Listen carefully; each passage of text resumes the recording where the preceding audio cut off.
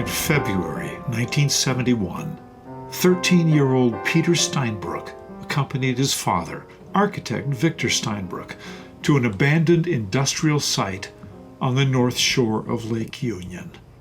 The coal gas plant had been shuttered since 1956. Its towers, pipes, and vats were widely regarded as toxic leftovers, candidates for removal rather than reverence. But camera in hand, Peter saw something else.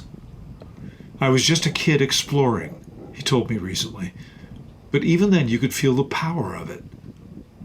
While his dad sketched the two dominant towers from the ground, Peter photographed him at work, capturing a moment when the site's fate hung between erasure and reinvention.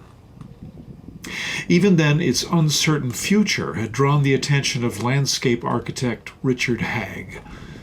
He'd come to Seattle to help establish the University of Washington's landscape architecture program at Victor Steinbrueck's encouragement.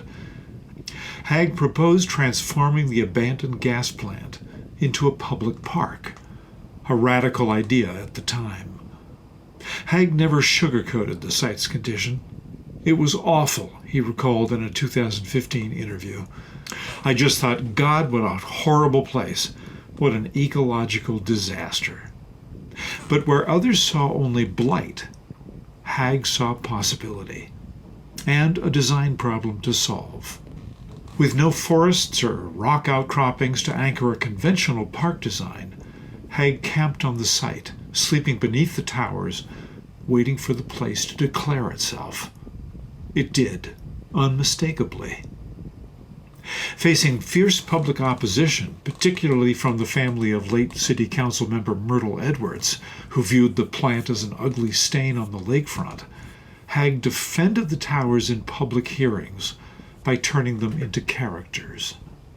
The largest became Myrtle Edwards. The one behind it, standing in her wake, became her husband. Wait a minute, Haag realized. Here's a whole family. By anthropomorphizing what critics dismissed as junk, Haag reframed industrial debris as presence, what he later called obdurate objects, refusing to disappear. When Gasworks Park opened in 1975, the towers remained. A half-century later, the skyline has risen around Gasworks Park, but the vision of open engagement has narrowed. In 2015, Haag and historian Thaisa Wei publicly argued to free the towers, remove the fencing around them, and allow visitors to walk among the structures as sculptural ruins. Well, that hope has collapsed with tragedy. Since 2012, at least 3 people have died from falling from the park structures, most recently a 15-year-old boy in July. 11 others have been injured in the past decade, some suffering broken bones or brain damage. In the aftermath of those accidents, grieving parents called for the site to be declared a public hazard. The city, facing anguish and liability, confronts a painful question. Has preservation of the structures become untenable? For now, Seattle Parks and Recreation has reinforced the fencing that encircles the Central Tower complex. Noted Seattle public artist John Fleming finds the fencing dispiriting, visually dominant, hostile in tone, and, as the tragedies have made clear, no guarantee of safety. It leaves the city trapped in a seemingly impossible binary: leave the hazard as is, or remove it entirely. Do we cut down our trees because someone might climb one and fall? Fleming asked during a recent visit. You can't eliminate all risk from the public realm. We have to live with facts on the ground, he continues, but that doesn't mean tearing everything down. Fleming, whose public art includes Western Tapestry along Western Avenue below Pike Place Market, and Grass Blades, an installation at Seattle Center composed of 110 tall, brightly colored vertical metal pieces, has an idea for a third way: a protective wrapper encircling the tower complex. In his concept, a smooth serpentine wall of colorful panels weaves around the rusting gasworks bones. It would be impossible to climb and could rest lightly atop the capped, toxic soil, avoiding deep foundations. The proposal is practical and philosophical. The towers would no longer beckon as a playground, but instead of a fence that shouts, "Keep out," Fleming describes his proposed art wall as a tribute, both to the historic structures and to the imaginative impulse that first saved them.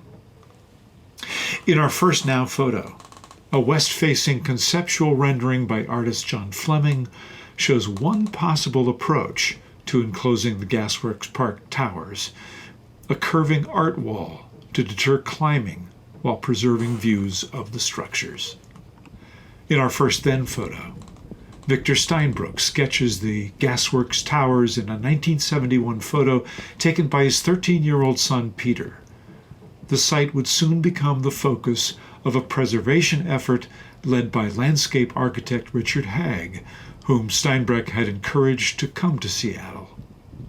In our second then photo, Victor Steinbrueck's on-site sketch of the two primary gas plant towers, which he drew while the future of the abandoned industrial site was undecided.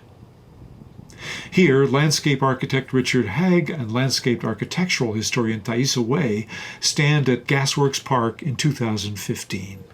At the time, they were leading advocates for removing the fences to free the towers for public access, a vision later complicated by tragedy. In this photo from 1947, the Seattle Gaslighting Company's facility spews smoke and flames in a dramatic nighttime photo. For soot-covered Wallingford, it was a nightmare. In this now photo, Fleming and Steinbrueck stand on Gasworks Park's Kite Hill with the tower complex behind them, discussing how the site's industrial core might be protected without being erased.